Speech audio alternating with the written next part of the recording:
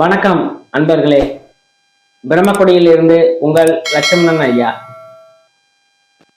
இன்னைக்கு எதை பத்தி நம்ம பேச இருக்கோம், எந்த விஷயமாக பேச இருக்கோம் அப்படின்னு பாத்தீங்கன்னா,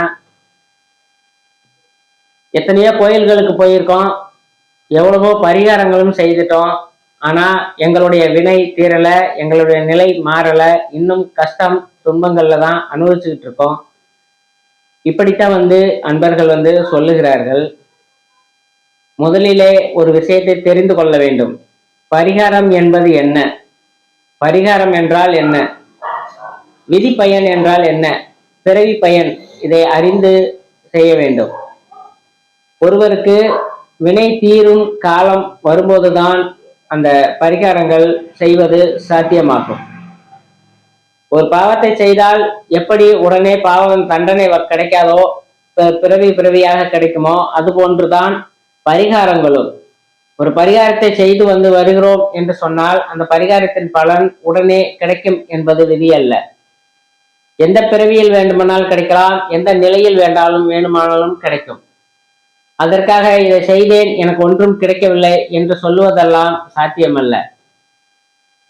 நம் விதி பயன் முதலில் தெரிய வேண்டும். நமக்கு விதிக்கப்பட்ட விதி என்ன?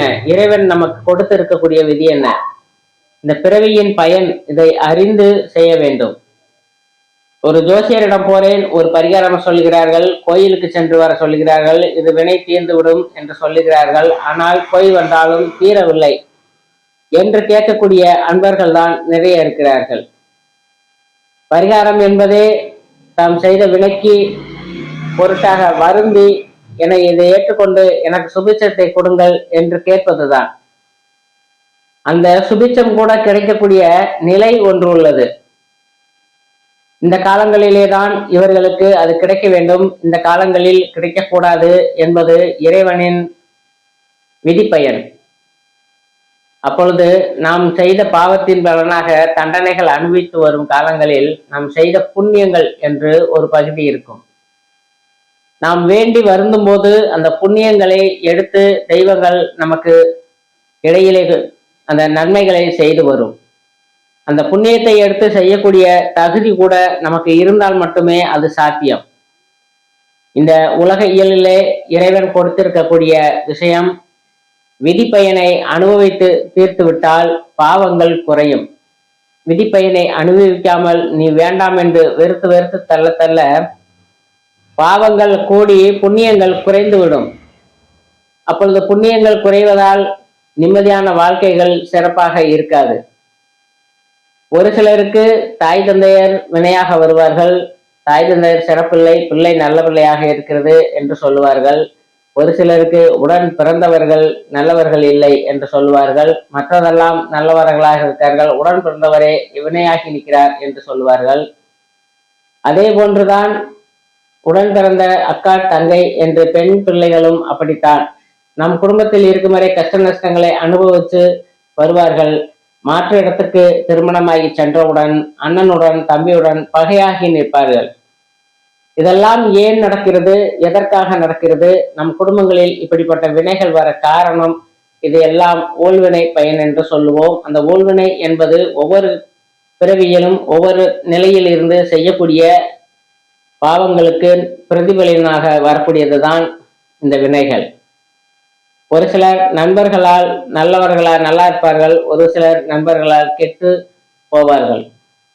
இப்படியெல்லாம் ஒவ்வொரு நிலைகளும் விதி பயன் செய்த பாவங்களின் வினையாக பிறவி பயனாக வருகிறது. இப்படி பரிகாரங்களும் கோயில் ஸ்தலங்களில் சென்று இறைவனை வழிபாடு செய்து இறை வழிபாட்டு செய்து வருகிறேன் என்று சொல்வதெல்லாம் இன்று இல்லாவிட்டாலும் ஒரு காலத்தில் அதற்குண்டான பலன் கிடைக்கும். ஆனால் உடனே கிடைக்கும் பலனாக நாம் எண்ணத்தால் வருந்தி இறைவனை வேண்டி நாம் செய்தது பாவம், இதை மற்றவருக்கு செய்து துன்பப்படுத்தி விட்டேன் என்றெல்லாம் மனதாலும் உடலாலும் வருந்தி யார் அதை செய்கிறார்களோ, அந்த இறைவனை வேண்டி நான் செய்தது பாவம், என்னை மன்னித்தருளும் என்று கேட்கிறார்களோ, அப்படிப்பட்டவர்களுக்குத்தான் அந்த வினை தீரக்கூடிய பயனை இறைவன் கொடுப்பார்.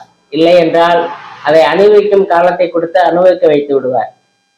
ஆகையால் நாம் செய்யக்கூடிய விஷயங்கள் நல்லதாக இருக்க வேண்டும், நன்மையை செய்ய வேண்டும். நன்மையை செய்து வந்தால் மட்டுமே நாம் நிம்மதியாக இருக்க முடியும். வெறும் உணர்வுகளுக்காக வாழக்கூடியதல்ல வாழ்க்கை. இறைப்பற்றோடு நம் ஆன்ம பற்றோடு நம்முள்ள இருக்கும் ஆன்மா சிறப்புற்றால் இந்த உடல் தேகமாக இருக்கக்கூடிய நிலைகளை நல்ல நிலைகளை அடைந்து நல்ல ஆன்மாக்களாக இருந்து இந்த உலகத்திலே ஜீவிக்கக்கூடிய நிலை கிடைக்கும்.